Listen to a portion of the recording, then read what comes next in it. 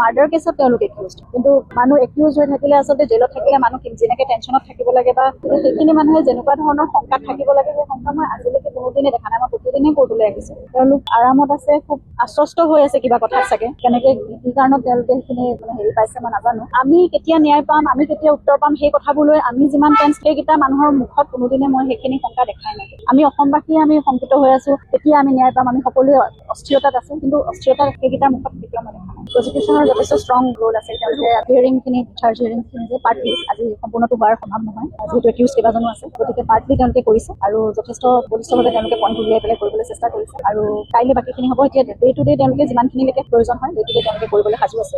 গুৱাহাটী উচ্চ ন্যায়ালয়ে fast track আদালতৰ অনুমতিও প্ৰদান কৰিলে। এনাউন্সমেণ্ট হৈছে দেখিছে, অফিচিয়েল নটিচ কিন্তু এতিয়ালৈকে অহা নাই, গতিকে কেতিয়া আৰম্ভ হ'ব সেইটো নাজানো। আজি মাত্ৰ মাননীয় মুখ্যমন্ত্ৰী মহোদয়ে তেওঁৰ এক্সেণ্ডেলত চাগে সেইটো এনাউন্স কৰিছে। আজি তাৰমানে ভিতৰত আমি দেখা পাইছোঁ তেওঁলোকৰ কিন্তু মুখৰ হেৰি বা হেৰি কোনো ধৰণৰ কেতিয়াও নাই, কোনোদিনে দেখা নাই, কোনোদিনে দেখা নাই। তেওঁলোক আৰামত আছে, খুব আশ্বস্ত হৈ আছে কিবা কথাত চাগে, কেনেকে কি কাৰণত তেওঁলোকে সেইখিনি হেৰি পাইছে মই নাজানো। কিন্তু মানুহ একিউজ হৈ থাকিলে আচলতে জেলত থাকিলে মানুহ যেনেকে টেনশ্যনত থাকিব লাগে বা এইটো মাৰ্ডাৰ কেছত তেওঁলোক একিউজ, গতিকে সেইখিনি মানুহে যেনেকুৱা ধৰণৰ শংকাত থাকিব লাগে, সেই শংকা মই আজিলৈকে কোনোদিনে দেখা নাই। মই প্ৰতিদিনে কোৰ্টলৈ আহিছো, আমি কেতিয়া ন্যায় পাম, আমি কেতিয়া উত্তৰ পাম, সেই কথাবোৰ লৈ আমি যিমান টেন্স, সেইকেইটা মানুহৰ মুখত কোনোদিনে মই সেইখিনি শংকা দেখাই নাই। আমি অসমবাসী আমি শংকিত হৈ আছো, কেতিয়া আমি ন্যায় পাম, আমি সকলোৱে অস্থিৰতাত আছো, কিন্তু অস্থিৰতা সেইকেইটাৰ মুখত কেতিয়াও মই দেখা নাই।